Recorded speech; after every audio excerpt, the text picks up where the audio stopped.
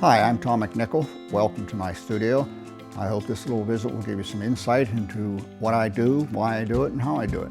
I built this studio years ago before I retired from teaching, so that I would have a space to work in, an adequate space to work in on big oils and things like that.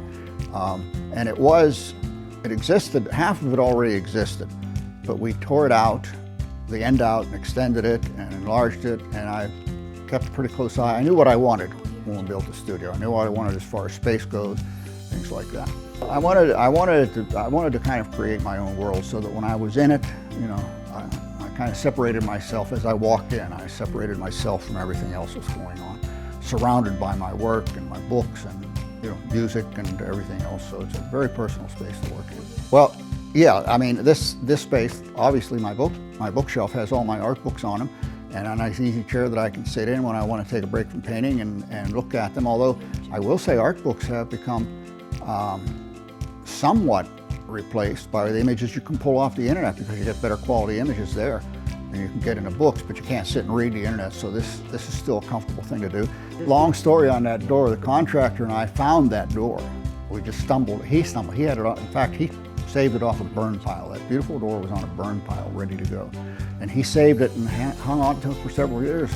And then when he was building his studio, he said, "I got a door for you." I said, "Okay." He showed it to me and I said, "That's it." So I live in a very quiet area out here, suburban Volant, with the Amish around me, and it just inspires me, always has. This is always what I painted. So when we bought this home, built the studio, I knew this was where I wanted to be. It just renews me every day when I go out in it. Now, I grew up in this area. I grew up in Newcastle, and after graduate school, I relocated in this area. And this is where I always wanted to be. I always wanted to hear the Amish clip-clopping past my house wherever I was. I love the countryside because of the way it's preserved by the Amish. That's not a romantic thing like P. Buckley Moss. I mean, I really understand the culture. It's nothing romantic. They're hard workers. But the landscape is what motivates me, always has, the landscape and nature. I go out in it, I love it, I revel in it, I do a lot of hiking in it, and that's all I ever wanted to paint the whole way through undergraduate and graduate school, which was not a popular time to paint landscapes, but that's all I ever wanted to do. And it's just the thing that feeds me. As you drive through this, and I do it every morning, I just go out and drive maybe even the same spots over and over again, because it changes from day to day. Right now the Amish are all plowing, and I love to watch the 2- and 3-horse teams plowing the fields, and sometimes kids maybe 8 or 10 years old working on the big plow. It changes every day. When they barely get through the spring and the summer, and then it's time for harvest and all the corn shocks and everything. It's just wonderful. When I travel, not too much anymore, when I used to travel a lot, I would always come home via this hilltop that's right up here. And the minute I would hit that hill and look down across that valley, I would just heave a sigh. I'm home, And to me, I've lived here all my life, and there's still a magic to it. I go out sometimes, and when I'm driving through, I have to remind myself, this is real. This is not a storybook. This is real. Really, people really live this way, and I'm living in it, surrounded by it. Been painting a lot. There's a lot of work that I had done that I have since gone over and refurbished a little bit, and I've started a lot of new work. It's just my day hasn't changed that much, honestly. I mean, I usually get up every morning, make a cup of coffee, go out for a little ride in the country, take some shots, and then come back and paint. There are fewer distractions, and as far as being able to work in a studio, it's kind of a blessing, but I have no social life. I'm like everybody else. We just sit and watch the news when I'm not working. Right now, I've been working on oils. I've got 6 completed and the 7th near completion. This is since we were quarantined. This is during the quarantine period here.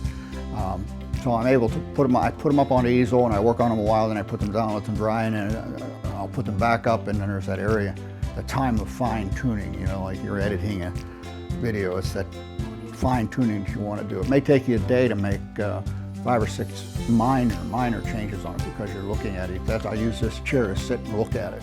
Right now, that small one down on the floor is about 80% done. When I get this one finished up, it should be dry enough. I like them to be dry between workings, because then I can get into it and not worry about disturbing everything, kicking all the color up. yet.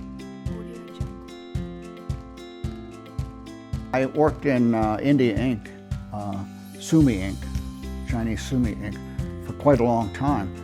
But I've always done that. I've always done that on the side. It's just, you know, you only see the tip of the iceberg as far as most artists' work goes. And there's a lot of other stuff underneath that, the support of it all, you know.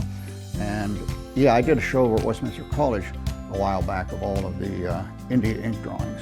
There were, you know, the golden time of American landscape painting was about 100 years ago when painters like Innes and those fellows worked. I mean, that was the golden age. And then landscape with modernism, not so much modernism, but postmodernism went out of style. And I had the opportunity or decision to make. Did I want to go out of style with it, or did I want to do it? So I decided this is what I do. I can't do what I don't feel. So ever since I got out of graduate school, I started teaching at the Hoyt, and then after teaching for a couple of years, they asked me to be on the board because they needed some people that were versed in art, so I went on the board there.